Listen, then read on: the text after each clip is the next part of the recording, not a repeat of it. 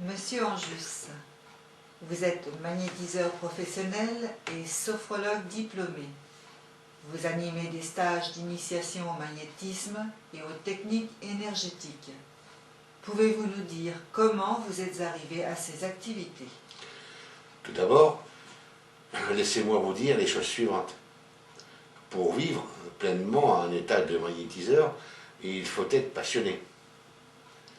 Savoir remettre en question certaines idées conventionnelles. Aller au plus profond de soi-même, ne pas pratiquer l'absurde et l'inconséquence. Et par-dessus tout, ne pas mélanger les genres. Je vais tenter de faire un résumé rapide des sources qui m'ont forgé. Je suis arrivé au magnétisme par le biais du milieu dans lequel je baignais durant mon enfance. Je suis né en 1949 dans une famille d'origine italienne, en Tunisie. Je vivais au quotidien ces phénomènes de guérison et de soins par les méthodes naturelles. Ces pratiques qui paraissent être aujourd'hui surnaturelles et fantastiques étaient et sont coutumières encore de nos jours dans les peuplades vivant au contact direct avec la nature, avec les réalités intuitives que certains milieux qualifient de superstitieuses ou dépassées. Aussi par des recherches particulières, des efforts, des initiations et un développement personnel déterminant. J'ai effectué des voyages qui m'ont permis de rencontrer certaines personnes originales et vraies. D'ailleurs, durant mes contacts avec ces populations autochtones, Tunisie, Sénégal, Mauritanie, Cameroun, Tchad, etc., j'ai toujours observé une constante.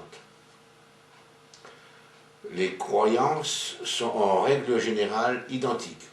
Les méthodes et traitements pour soigner se ressemblent.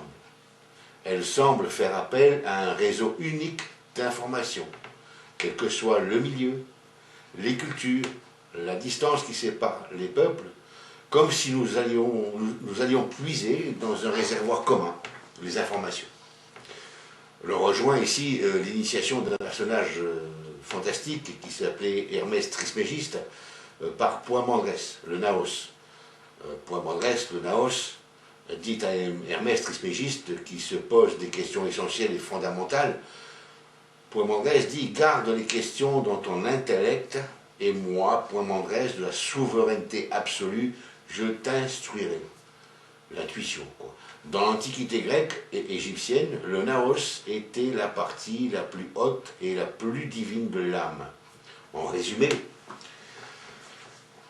notre intellect est en contact avec les plus hautes sphères de connaissance, pour peu que l'on y prête une attention particulière.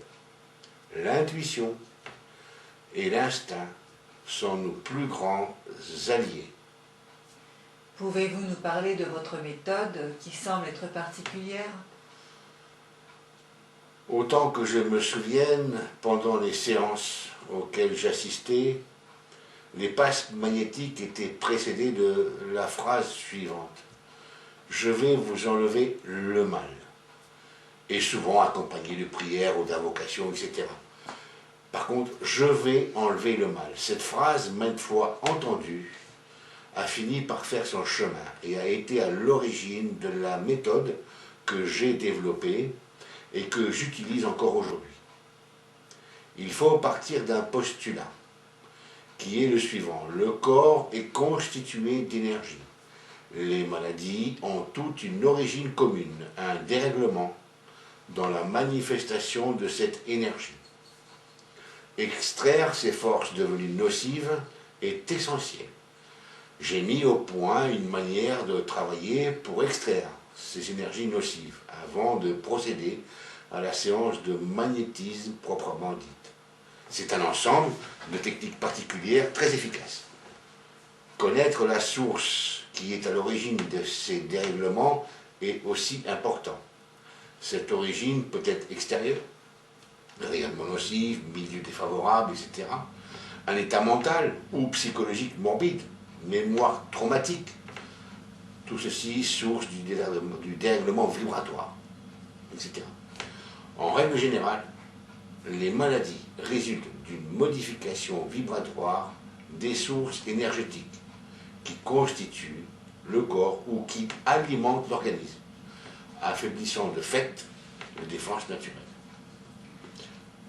Comment discernez-vous ce que vous nommez un dérèglement vibratoire de ce qui devrait être normal? Le praticien ressent dans son propre corps ce que je nomme des synchronicités. Il y a aussi des sensations dans les mains, telles que picotement, vibration, chaud, froid. Chaque sensation véhicule une information différente et particulière. Des images mentales en relation avec des organes ou des parties du corps peuvent se manifester. Durant une intervention, un état particulier de concentration du praticien permet de déceler toutes ces esthésies. Je parle ici d'une attitude holiste. Vous avez mis au point une méthode que vous nommez psychomagnétisme. Oui, il est important, après avoir travaillé sur les parties énergétiques, de connaître les causes fondamentales mentales qui sont à la source des problèmes rencontrés. Le psychomagnétisme fait appel à la sophrologie, au magnétisme et à une méthode d'extraction des émotions traumatiques. Cette méthode particulière s'avère très efficace. Voyez-vous, être prisonnier des émotions douloureuses, vivre dans une sphère émotionnelle dégradante sont les sources de la plupart de nos mal-être et de nos maladies. Pratiquez-vous la radiesthésie? Non, je disais en introduction ne pas mélanger les genres. Je me suis intéressé à la radiesthésie, mais je laisse aux spécialistes le soin de pratiquer cet art.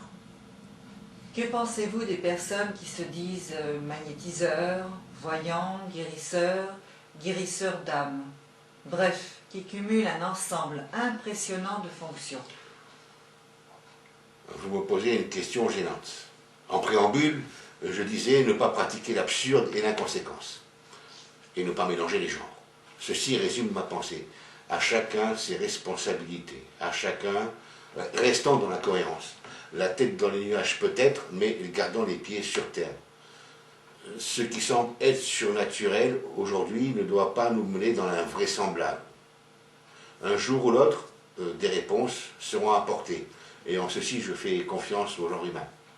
J'invite les personnes qui regarderont cette vidéo, je les invite à s'intéresser aux travaux de Karl Pribram, David Bohm, Costa de Beauregard, et bien d'autres personnages tels qu'Annie Besant, par exemple, de manière à vraiment trouver les sources, je veux dire fondamentales, mais surtout des sources logiques aux choses.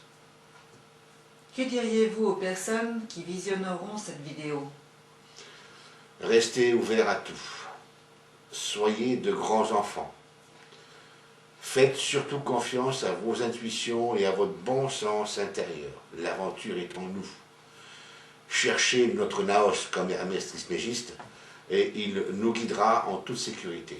Et fuyez comme la peste les gens qui vous disent détenir les vérités ou votre propre vérité.